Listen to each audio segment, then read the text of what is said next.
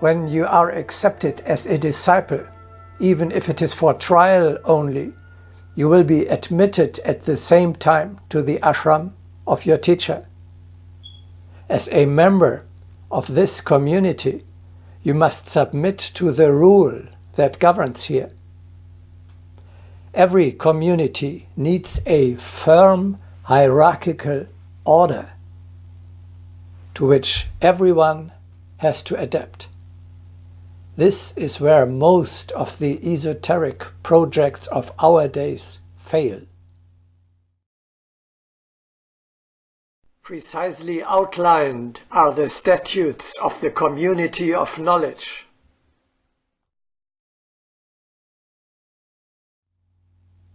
Obviously, anyone who is unable or unwilling to abide by the rule of the ashram, not only in the ashram itself, but also during the time he is sent out into the world, it cannot permanently live in this community which has placed itself under this law.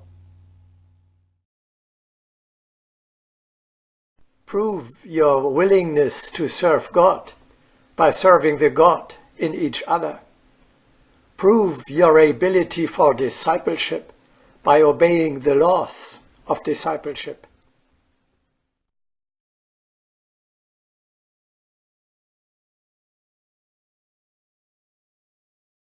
Culture is the rule of a religious order, says Wittgenstein.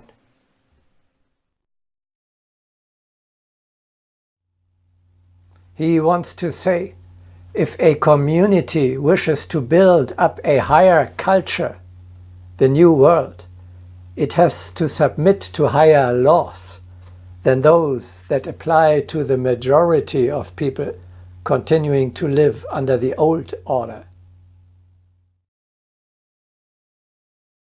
Thus, let us apply the higher laws to the earthly plan.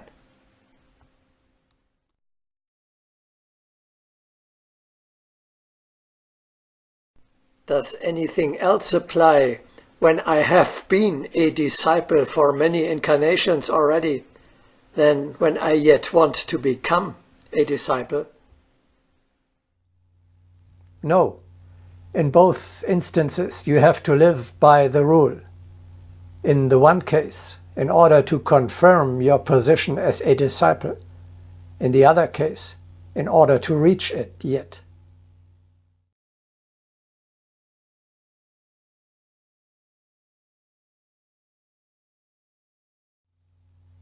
A disciple on probation arrives in the ashram completely filthy. In a spiritual sense, he is actually stained by his previous worldly habits. His gross radiations stink and pollute the pure air in this sacred place. Therefore, first of all, a thorough purification is necessary.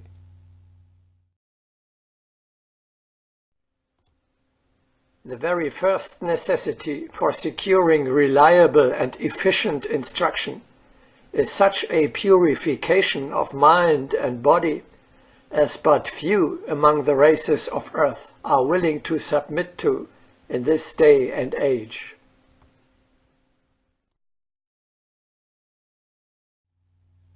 This cleansing is being effected in a natural way by your participating in the purer life of the ashram. Just staying at a sacred place, living together with spiritually superior beings, stepping regularly before the teacher, and following the principles that apply there, bring about a purification, even though you do not do anything more than sharing the life of your family. At all times, the secret of the monasteries has been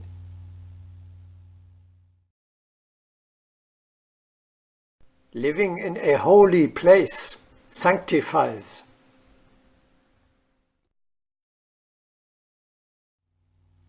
You will learn that by joining the community in spirit and living in an inner temple, the ashram in the heart, you can achieve the same purification as if you were physically visiting a sanctuary.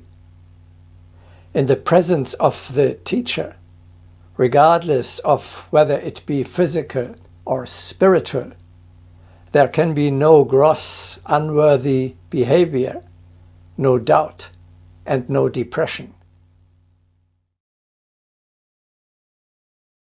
Can I lie before the Master? Can I conceal anything from the Master? Can I contemplate treason in the presence of the Master himself?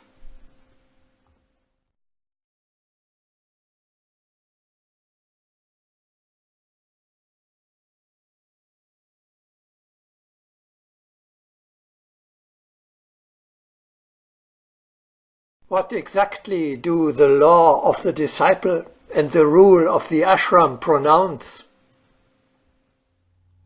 Specifically, that means the 10 pillars of the practice of Agni Yoga from now on form the spiritual framework within which your earthly life takes place.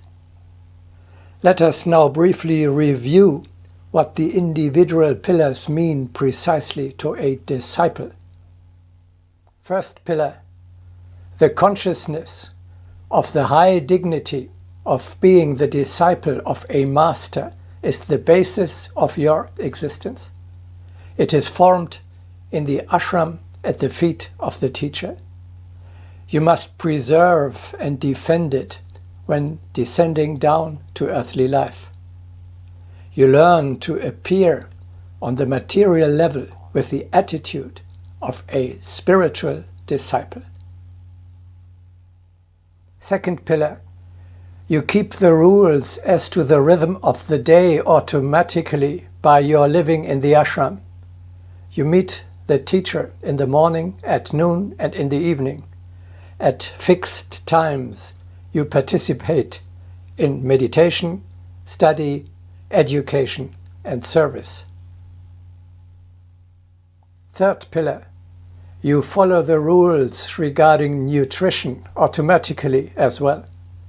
As long as you are living here, you have no choice but to make do with the small amount and the kind of food that are customary in a temple.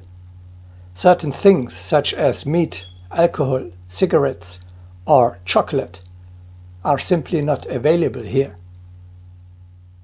Fourth pillar, most people do not want to hear about obedience. Our broadcastings on this topic receive only little attention. However, you have to show perfect obedience to your teacher. His effort is in vain, and he will not keep you as a disciple if you do not do what he tells you to do. It makes no sense for you either to apply for acceptance as a disciple if you are not willing to follow the instructions of your teacher. Obedience is the key to the integration into the cosmic order, the basis for the succession after a great spirit, and the first step towards a real cooperation with the higher powers. Finally, no community, not even the ashram of a teacher, can exist without that the hierarchical principle takes effect. Fifth pillar, you realize the ideal of living in two worlds easily when you first visit the ashram in spirit in the morning, then descend to the world during the day with tasks and assignments, and finally return to the sanctuary in the evening. Sixth pillar, you naturally practice selflessness through your living in the community. Your more experienced classmates will see to it that your egotism is driven out. In a temple, you will have to give up most of the selfish pleasures of your old life from now on, your delights are meditation, spiritual ascent, and service. Seventh pillar, the higher connection, the conversation with your teacher, becomes a self-evident part of your new life.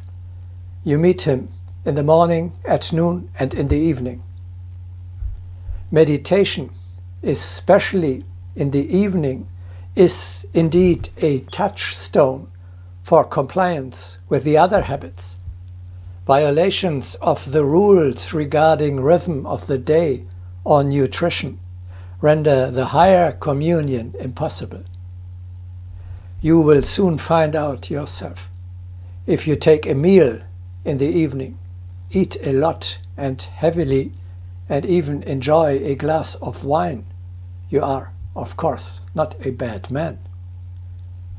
A connection with the higher spheres, a conversation with a non-incarnated teacher, however, is impossible in this state. Again, you must plan the day by looking back from its end and avoid anything that impedes your highest joy, the dialogue with your Father in the evening. Eighth, ninth, and 10th pillar, service and education, are the essential components of your new life as a disciple. Every day, you receive an assignment for selfless service to the common good and a task for your personal spiritual ascent. Obviously, you have to adhere to these rules not only in the ashram, but also when you are staying on the material level. You see, entering the ashram of your teacher completely changes your life.